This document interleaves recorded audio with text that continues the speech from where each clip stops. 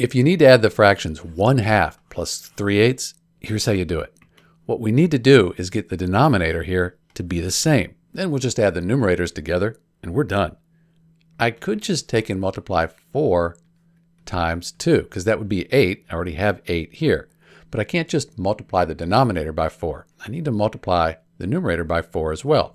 That's because 4 over 4, it's 1. So I'm just multiplying by 1. Don't change the value, just the way it's represented. Because now, 4 times 1, that's 4. 4 times 2 is 8. And 4/8, that's the same thing as 1/2. They both equal 0.5. But I can add 4/8 plus 3/8. And because I have the same denominator here, I can just add the numerators and we're done.